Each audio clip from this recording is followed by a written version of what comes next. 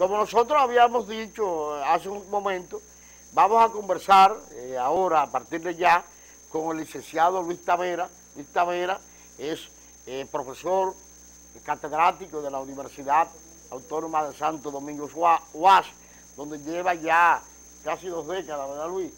23 años. Por encima de 2 décadas, casi 2 décadas y media, tiene Luis en las aulas, en la Universidad Autónoma de Santo Domingo, en la UAS, impartiendo materias que tienen que ver con la formación política de las personas que cursan diferentes carreras en la UAS. Luis también, un militante de muchos años del Partido de la Liberación Dominicana, PLD, también es del equipo de asesores del doctor José Rafael Vargas, senador de la provincia de Payá. Como decíamos nosotros hace un momento, el doctor Vargas está haciendo una gestión legislativa extraordinaria, porque muchas veces la gente entiende, y el mismo legislador entiende, que al Congreso solo se va a legislar, a levantar la mano. Hay muchos que no van ni a legislar, que solo van a levantar la mano el día que les toca. No llevan proyectos de leyes ni proyectos de resoluciones, cosa que no se da, ni se ha dado, ni se va a dar con el doctor José Rafael Vargas, que no que lo digo yo, lo dice la gente del pueblo, que está haciendo una senaduría que los próximos senadores que vengan a Moca van a tener que guayar la yuca para igualar o sobrepasar la gestión que está haciendo el doctor José Rafael Vargas por la provincia. Fíjense, aquí ningún legislador se había encargado nunca de traer actividades culturales, y Vargas, José Rafael Vargas, trae una actividad semanal para promover el arte y la cultura en Moca. El deporte está de cara al deporte, ya le dio vida al, ¿cómo se llama?, al museo donde están los grandes deportistas, Salón de la Fama, es que se le llama, es el nombre original, Salón de la Fama Mocano, que hacía tiempo que Pilo Salcedo estaba detrás de eso, y el doctor Atañán Pérez Méndez, nunca se pudo coaccionar el proyecto, ya está funcionando debidamente gracias al doctor José Rafael Vargas. Tenemos el Museo Moncáceres, Ramón Cáceres, el presidente Moncáceres, que hace poco se celebró el primer centenario de la muerte de Moncáceres, del asesinato, uno de los mejores gobiernos que ha tenido la República Dominicana desde su fundación en el año 1844. Si no matan a Mon el 19 de noviembre del año 1911, no hubiese aparecido el asesino, el sátrapa, Leonidas Trujillo. La aparición de Trujillo nace de manera directa del asesinato de Moncáceres, porque a partir de ahí comenzaron los líos y los problemas en la gestión de Estado en la República Dominicana. Buenas tardes, licenciado Luis Taveras. Buenas tardes a los amigos que nos están viendo y escuchando. Buenas tardes a Arcadio Benito Rojas, una de las personas que con mayor ahínco ha tomado la profesión de comunicación o de comunicador para orientar a la gente de aquí, de la provincia de Payá. Bueno, licenciado, vámonos, también la gente que nos está escuchando puede formularle su pregunta a Luis a través del teléfono que está ahí en pantalla. Así es. Luis, quisiéramos nosotros comenzar. ¿Cuál es tu opinión con relación a la gestión del senador doctor José Rafael Vargas? Yo sé que tú vas a decir que es buena. Obviamente. Tú vas a decir que es buena porque tú eres de sus asesores, de su equipo de trabajo, pero sin apasionamiento, viendo las cosas con objetividad. Sí, al margen de cualquier consideración, el doctor José Rafael Vargas, durante la campaña electoral, se comprometió con la población a hacer de la representación provincial en el Senado de la República o en el Congreso algo diferente, algo distinto. Hasta ahora, y esto deben tomarlo como plan piloto los demás legisladores, específicamente los senadores. Hasta ahora se ha concebido a un senador como aquella persona que de una u otra manera va a involucrarse exclusivamente con la aprobación, desaprobación, con la discusión, con la reflexión en torno a hacer las leyes. Es decir, el legislador es un hacedor de leyes. Vargas, el doctor José Rafael Vargas, ha dado un nuevo giro, una nueva orientación a lo que debe ser un legislador moderno. En Estados Unidos, un legislador no solamente es el representante de la comunidad, sino también es un gestor, es una persona que cumple una labor social, es un orientador, o sea, es un verdadero representante. Entonces, eso es lo que ha hecho el doctor José Rafael Vargas aquí en la provincia de Payá, un verdadero representante, a todos los niveles, a todos los niveles. De manera que se puede decir que en el discurso, en el programa, en el accionar del doctor José Rafael Vargas se sintetiza, se cristaliza lo que son las aspiraciones, las necesidades y las expectativas de toda una provincia que se ha dado cuenta al pasar el tiempo de que en efecto no tenían senador. Fíjate, definitivamente. Fíjate, hay mucha gente que se ve extraño el trabajo que está haciendo el doctor Rafael Vargas. Era porque la gente no creía, entendía que un senador o un legislador lo que era hacía leyes o iba a levantar la mano al Congreso. Y el doctor José Rafael Vargas había demostrado a la comunidad de Moca, a los provincianos, cuál es la verdadera labor de un legislador. Además, yo quiero destacar que un legislador, sea Vargas o cual que sea, no realiza obra, gestiona, como decía Luis, obra ante las autoridades. Mira aquí el Centro Correccional La Isleta. Mira, a propósito de ese centro, nosotros y el doctor José Rafael Vargas ha encabezado diversas comisiones, está gestionando la demolición de la fortaleza esta 2 de mayo, que es un reflejo, en primer lugar, de la descomposición de una sociedad. O sea, no es posible que sobre todo en la entrada de un pueblo tan progresista, tan culto, un pueblo tan vehementemente hacedor de cosas buenas, esté todavía ahí una cárcel como la de 2 de mayo. Eso hay que demolerlo, eso hay que quitarlo de ahí. Eso es una vergüenza. Una vergüenza para la provincia y para Moca. ¿Cómo es posible que esté ahí? Pero bueno, nosotros estamos tratando y se han levantado voces responsables, tanto de los comunicadores como de la sociedad misma, para que esa cárcel vieja, un modelo que ya agotó su existencia y lo que refleja ahí son las ergástulas trujillistas y hasta cierto punto balagueristas, en las cuales la gente se deshumanizaba en la cárcel. Entonces, este nuevo modelo penitenciario, de los cuales nosotros tenemos aquí uno, donde hay internos, donde se les respeta la dignidad humana y se le, al mismo tiempo, se reproducen actividades creativas para que cuando salga de ahí sea un hombre de bien. Eso fue una lucha permanente del propio senador que gestionó, que articuló un movimiento y efectivamente está ahí, está aquí, ya lo vemos, un centro modelo en términos penitenciarios, pero además no hay que decir muchas cosas porque la gente sabe, el pueblo sabe que el doctor José Rafael Vargas prácticamente ha hecho una revolución infraestructural en la provincia de Payá.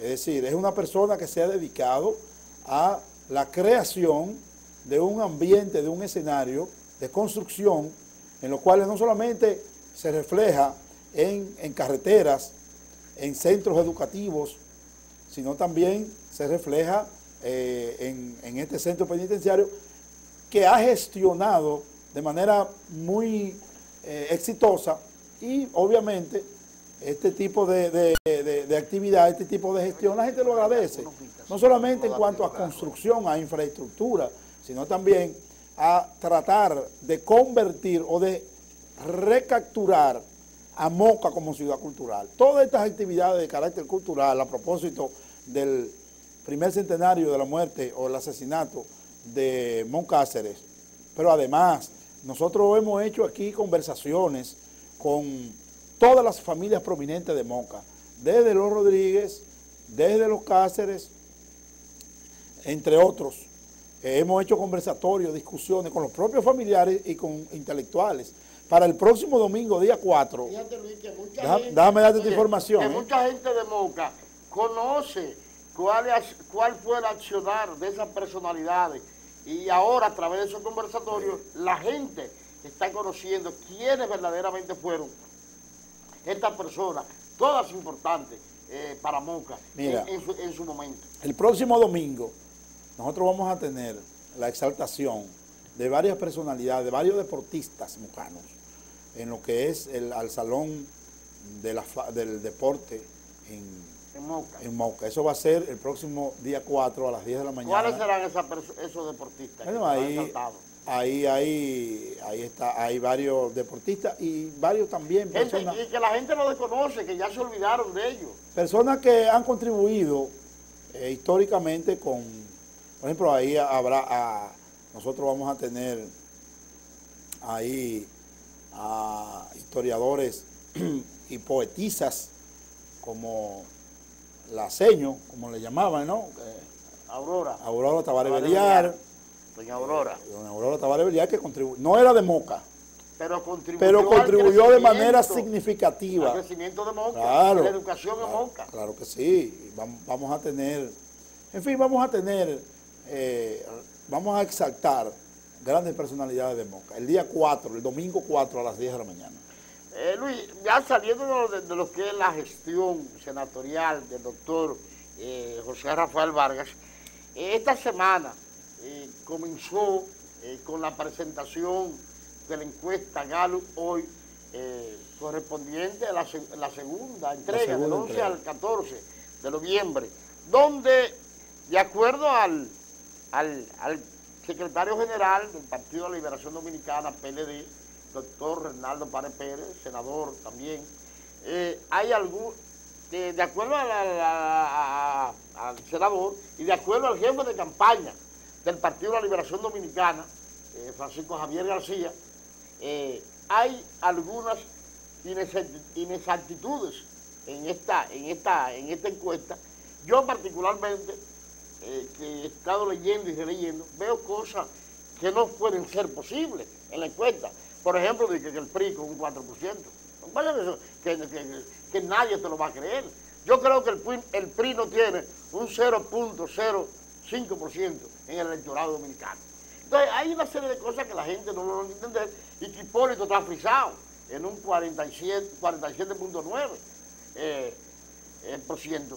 ¿Cómo tú lees esta presentación muestral, ya que tú eres profesor de materias en la universidad que tienen estrecha vinculación con los estudios de mercado? Bien, mira, la realidad es que primero hay que decir a la gente que es una encuesta, porque quizás nosotros estamos utilizando el término de encuesta y la gente desconoce una realidad del lo momento, que es la naturaleza de una encuesta. Una encuesta no es más que una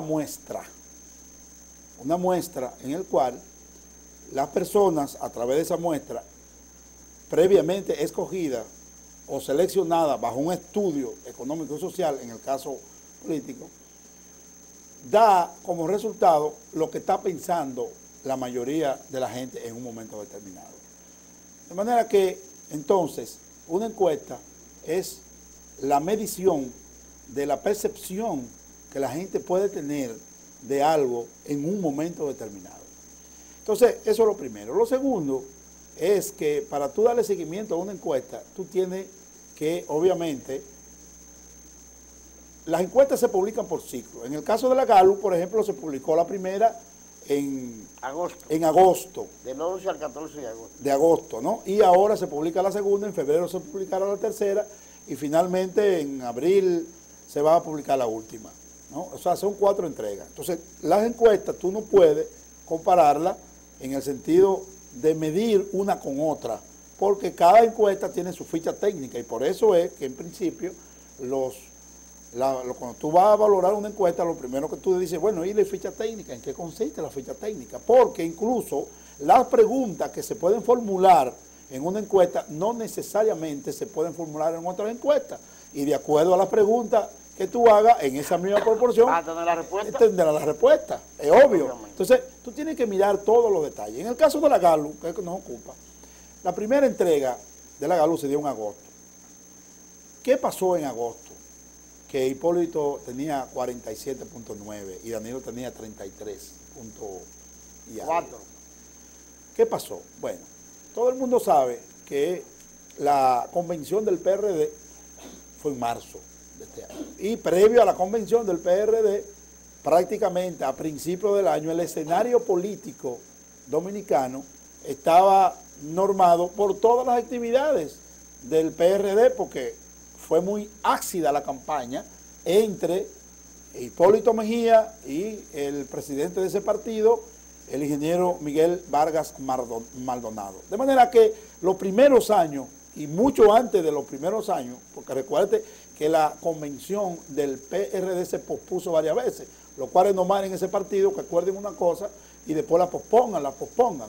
Pues bien, entonces el escenario político a principios de año estuvo dominado por esa lucha interna dentro del Partido Revolucionario Dominicano, en el cual salió ganancioso Hipólito Mejía. Aun cuando Hipólito Mejía salió ganancioso de esa contienda interna, según los datos que suministró la propia comisión organizadora, pues evidentemente que para reconocer el triunfo de Hipólito Mejía tuvieron que pasar varias semanas. Por el propio ingeniero Miguel Vargas Maldonado pasó varias semanas para reconocer el triunfo. Y lo reconoció a regañadientes. Y lo reconoció públicamente y dijo que iba a trabajar por su candidatura, lo cual obviamente benefició al candidato del PRD. Entonces, en esas condiciones que se da la primera encuesta, y obviamente Hipólito Mejía sale con un astronómico, diría yo, 47.9. Mientras tanto, el candidato competidor de Hipólito Mejía, que es el candidato del Partido de la Liberación Dominicana, el licenciado Danilo Medina, ni siquiera tuvo contrincante interno, porque prácticamente Danilo, desde que Danilo en este año, pues se sabía todo el mundo que el candidato iba a ser Danilo Medina.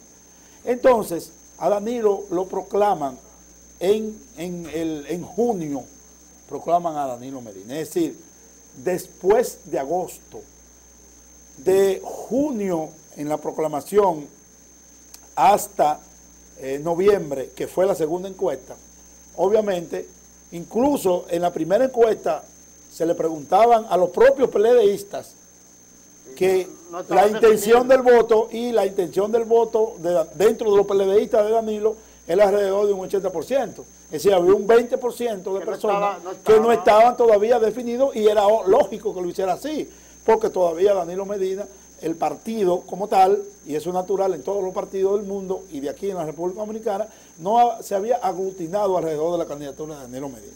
Pues eso se reflejó en esa encuesta. La segunda encuesta, para sorpresa de mucha gente, no para el PLD, porque el PLD viene trabajando de manera consistente en lo que tiene que ver con ganar las elecciones y ha establecido una estrategia. ¿Cuál fue la estrategia del PLD? Bueno, la estrategia del PLD era que en diciembre iba a estar, esa es como meta, iba a estar empatado con el candidato o por encima del candidato opositor. Evidentemente que hoy en día, antes de entrar a diciembre, hay un empate técnico entre Danilo Medina e Hipólito Mejía. Algunas encuestas dan 3 o 4 puntos a Hipólito, algunas encuestas dan 3 o 4 puntos a Danilo Medina, y lo que se puede catalogar sacando una media, que hay un empate técnico. ¿Qué sucedió de agosto hasta noviembre, en esos 3 meses, que Danilo subió por mes 3 puntos? ¿Tú sabes lo que significa 10 puntos subir en 3 meses en términos de gente? En términos electorales. Si nosotros vemos los números, ¿cuánta gente va a votar? 6.400.000 personas.